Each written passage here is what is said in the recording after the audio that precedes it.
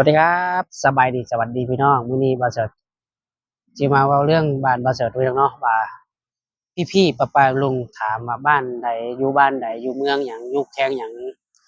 พี่น้องมื้อนี้บ่าวเสิร์ชก็จะมาเว้าจะมาบอกให้ทุกคนเนาะว่าบ้านบ่าวเสิร์ชอยู่ไสอะตอนนี้ก็บ่าวเสิร์ชก็ตื่นเต้นหน่อยหนึ่งพี่น้องเพราะว่าคนเริ่มมาแล้วพี่น้องบ่ายสามแล้วเด้พี่น้องมื้อนี้บ่าวเสิร์ชก็จะมาบอกเด้อพี่น้องเด้อบ้านบ่าวเสิร์ชก็คือเมืองอาจจะพรแขวงจังหวัดนครเขตบ้านตับเต่า ขึ้นไปทางเลข 10พี่น้องไปทางเลข 10เด้อพี่น้องเด้อบ่เสิร์ชก็สิมาบอกมานั่นบ่เสิร์ชบ่ได้เมื่อบ้านหลายปีแล้วพี่น้องเอ้ย15กว่าปีแล้วพี่น้อง15กว่าปีแล้วทุกคนเนาะบ่เสิร์ชใหญ่อยู่เซโนพี่น้องเมืองอุทุมพรพี่น้องอยู่แขวงจังหวัดนครเขตเด้อพี่น้องเด้อบ่เสิร์ชปัจจุบันนี้บ่เสิร์ชก็อยู่เมืองอุทุมพรแขวงจังหวัดนครเขตทุกคนเนาะ แต่บ่เชิดก็มาได้เมียอยู่เมืองจำพรพี่น้องบ้านคำน้อย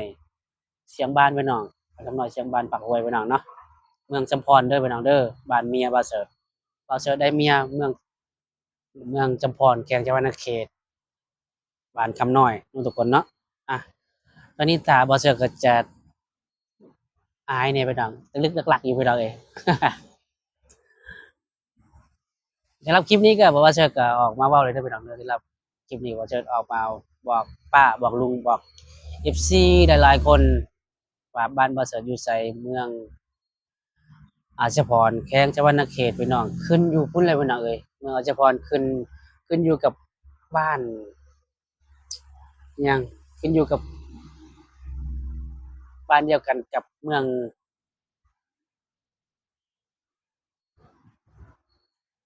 โอ้ยพี่น้องเว้าบ่ถูกเลยบัดนี้ขึ้นอยู่กับบ้านเดียวกันกับบ้านจำพบ้านอันนั้นน่ะพี่น้อง บ้านหานาฮ้องน้อยบ้านนาฮ้องน้อยบ้าน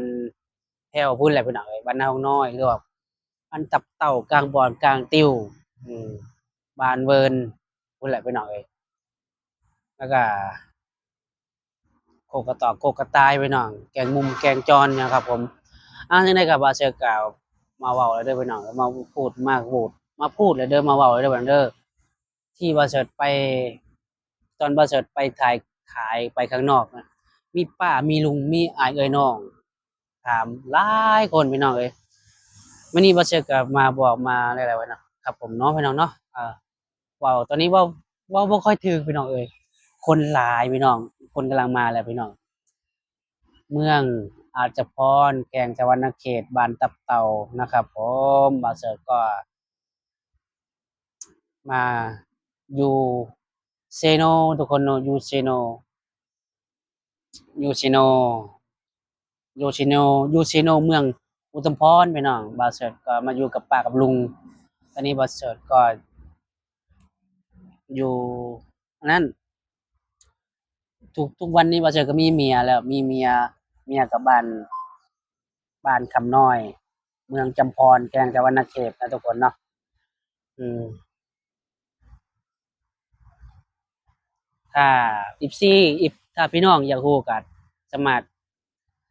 สอบถามได้เด้อทุกคนเนาะเราก็บ่มีหยังหลายพี่น้องเราก็มื้อนี้เราก็ออกมาเที่ยวมาเล่นพาลูกมาเล่นที่สวนหย่อม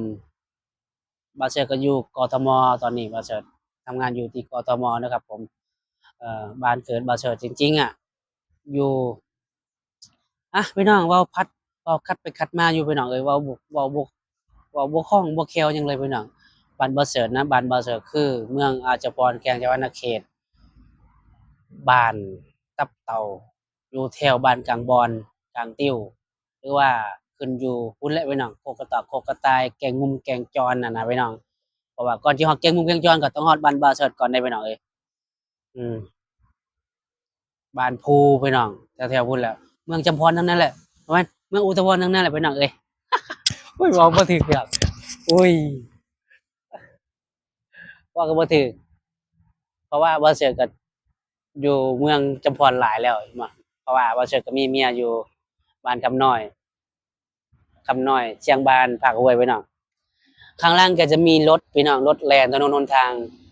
รถแล่นพี่น้องนะ พี่น้องตื่นเต้นได้มื้อน่ะพี่น้องเอ้ยตื่นเต้นตื่นตาตื่นใจอะพี่น้องป้าลุงอายเอ่ยน้องถามเจ้าว่า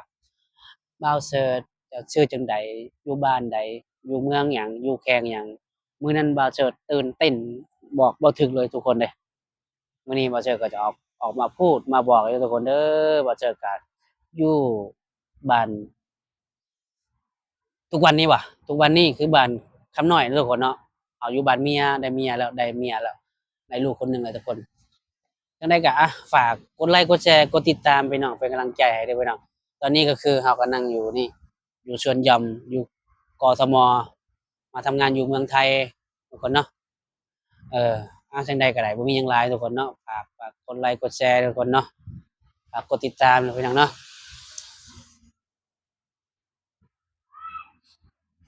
ฝากเป็นกำลังใจเด้อฝาก Subscribe กดไลค์กดแชร์กดติดตามให้หน่อย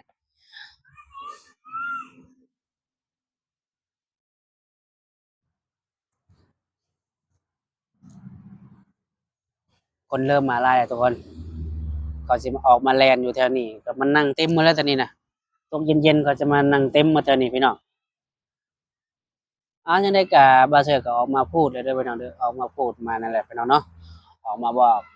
อกแล้วมาชี้แจงแล้วพี่น้องว่าบ้านบ่าวเทื่ออยู่ไสเมืองหยังอยู่เมืองอาชญพรเด้อพี่น้องแขวงสะหวรรณเขตบ้านตับเต่าเด้อพี่น้องเด้อบ้านตับเต่าเฮาเป็นคนลาวทึงเด้อพี่น้องเป็นคนลาวทึงคนสวยพี่น้องคนลาวทึงนี่แหละ เขาบอกว่าเราคือเป็นคนแบบเว้าแบบแบบคนคือคนเวียดนี่ทุกคนนะนะคือคนเวียดนี่เขาบอกเราก็เป็นคนลาวเทิงจังได๋ก็ฝากกดไลค์กดแชร์ให้ด้วยพี่น้อง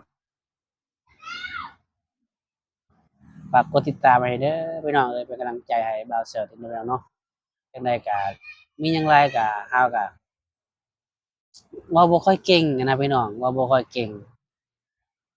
เว้าบ่ค่อยเป็นเวลาเห็นหน้าเจ้าของแล้วก็เขินเจ้าของอายเจ้าของพี่น้องก็คือกะๆเอิ้นๆอ่านๆอยู่เวลาเว้าหยังก็ได้พี่น้องเอ้ยโอ้ยพี่น้องเอ้ย มื้อนี้เขาก็ออกมาบอกเลยเด้อพี่น้องเด้อมีป้ามีลุงถามว่าบ้านบ่เจ้าอยู่ไสเมืองหยังเมืองจำพรแขวงจามวรรณเขตเด้อพี่น้อง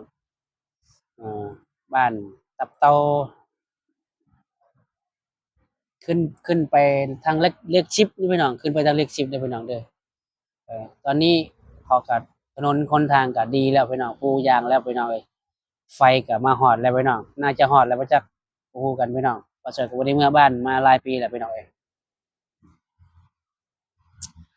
โอเคไม่ต้องสำหรับคลิปนี้ก็อย่าลืมกดไลค์กดแชร์ไว้น้องกดติดตามกดกระดิ่งแจ้งเตือนขอขอบใจหลายๆก็ขอบคุณมากมายเด้อที่ผู้ติดตามหรือไม่ติดตามก็อย่าลืมเข้าไปติดตามใหม่